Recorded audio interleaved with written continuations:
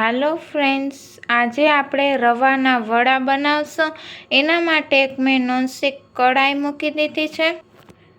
એનામાં આપણે 2 કપ જેટલું પાણી એડ કરશું।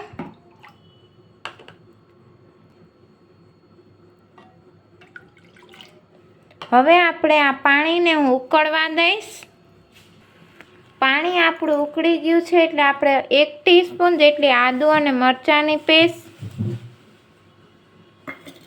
પછી અડધી ટીસ્પૂન જેટલા મેં મીઠા લીમડાના પાન લઈ લીધા છે, એને મેં ઝીણા ઝીણા સુધારી લીધા છે। ને સ્વાદ પ્રમાણે મીઠું એટલે 1 ટીસ્પૂન જેટલું મીઠું। આપણે બધું જ મિક્સ કરી લઈશું પહેલાં।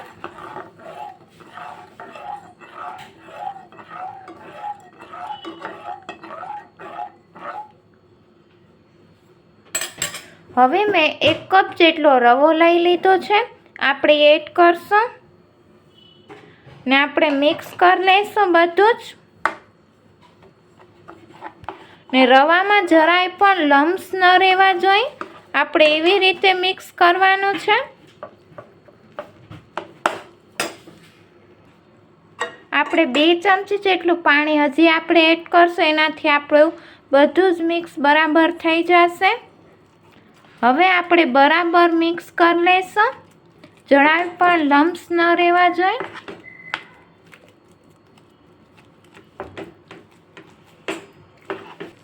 બધું જ આપણું મિક્સ થઈ ગયું છે એટલે ઉપરથી આપણે ફ્રેશ ધાણા સ્પ્રિંકલ કરશું ને આપણે ગેસ બંધ કરી નાખશું ને એક પ્લેટમાં આ સ્ટફિંગ કાઢી લઈશું। આપણે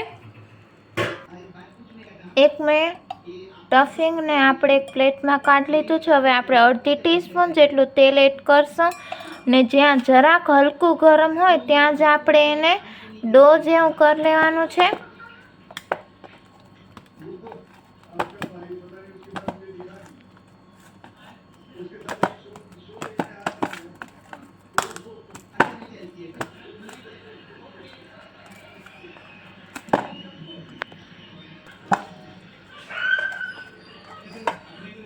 આવી રીતે આપણે એક ડો જેવું બનાવી લઈશું।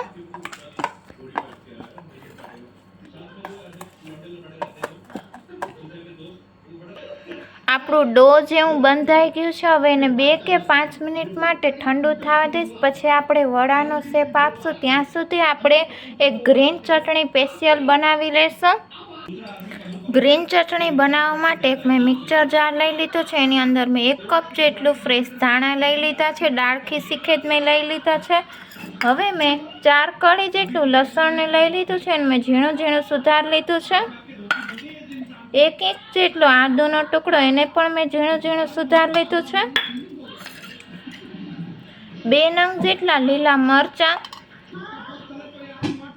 તીખાશ તમારે ક્વોન્ટિટી પ્રમાણે તમે મરચાં એડ કરી શકો છો। હવે 1 ટીસ્પૂન જેટલું જીરું, મેં 2 ટીસ્પૂન જેટલું મોરું દહીં લઈ લીધું છે। સ્વાદ પ્રમાણે મીઠું એટલે અડધી ટીસ્પૂન જેટલું મીઠું। 8 કે 10 નંગ જેટલા કડી પત્તા, અડધી ટીસ્પૂન જેટલો લીંબુનો રસ, અડધી ટીસ્પૂન જેટલી ખાંડ, ખટાશ ગળપણ તમારા ટેસ્ટ મુજબ રાખી શકો છો। અડધી ટીસ્પૂન જેટલી બેસનની સેવ, તમે સિંગદાણા અને દારિયા પણ લઈ શકો છો, પણ આનાથી બેસનની સેવ નાખવાથી એનો ટેસ્ટ બહુ જ સરસ આવે છે। હવે મેં 5 નંગ જેટલા આઈસ ક્યુબ લઈ લીધું છે। હવે આપણે મિક્સર જારનું ઢાંકણું બંધ કરીને બધી જ વસ્તુ આપણે પીસી લઈશું।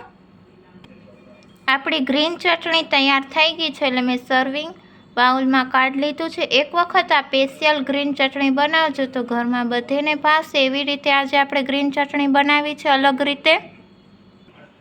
આને 5 મિનિટ થઈ ગયું છે એટલે ઠંડુ થઈ ગયું છે, એટલે હવે આપણે મીડિયમ સાઇઝના વડા બનાવી લઈશું।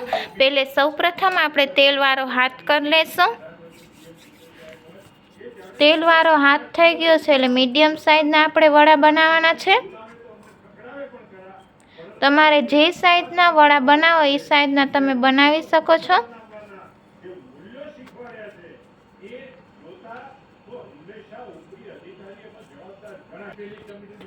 આપણું વડું બની ગયું છે એટલે એક મેં વેલણ લઈ લીધું છે. આપણે એનાથી આપણે હોલ કરશું.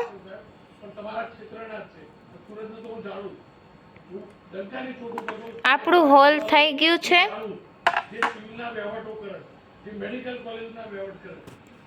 આવી જ રીતે હું બધા જ વડા બનાવી લઈશ. આપણા બધા જ વડા બની ગયા છે. મેં પહેલેથી જ તેલ ગરમ કરવા મૂકી દીધું છે એટલે એક એક વડા આપણે તેલમાં મૂકી દઈશું. જેટલા આપણા કઢાઈમાં વડા સમાય એટલા આપણે વડા મૂકી દઈશું.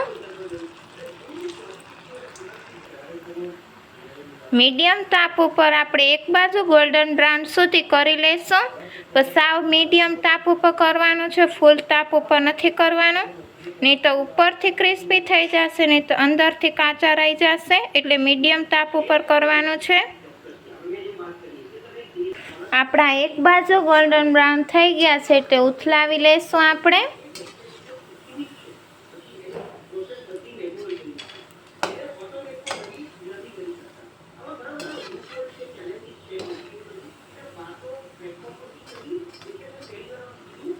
એવી જ રીતે હું બીજી બાજુ પણ ગોલ્ડન બ્રાઉન મીડિયમ તાપ ઉપર હું કરી લઈશ.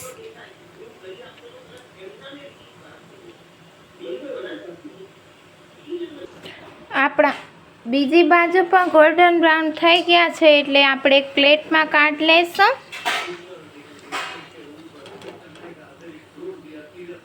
એક્સ્ટ્રા તેલ હશે એ બધું જ કાઢી લઈશું.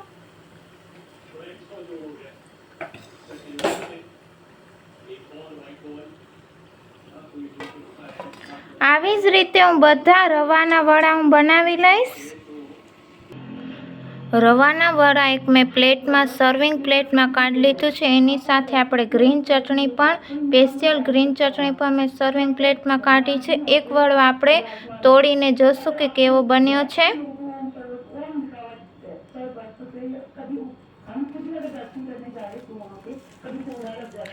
ફ્રેન્ડ્સ, જો આપણો રૂ જેવો પોચો અને ઉપરથી ક્રિસ્પી અને અંદરથી સોફ્ટ એવો મસ્ત આપણો રવાના વડા બન્યા છે. રવાના વડા તમે બાળકોને લંચ બોક્સમાં પણ આપી શકો છો અને સવારના નાસ્તામાં પણ તમે આ બનાવી શકો છો. આજની રેસીપી મને કોમેન્ટ બોક્સમાં લખીને જણાવજો કે રવાના વડા કેવા બન્યા છે. મારી ચેનલને સબસ્ક્રાઈબ કરજો, લાઈક કરજો, ફ્રેન્ડ્સ સર્કલમાં શેર કરજો. નમસ્તે ફ્રેન્ડ્સ.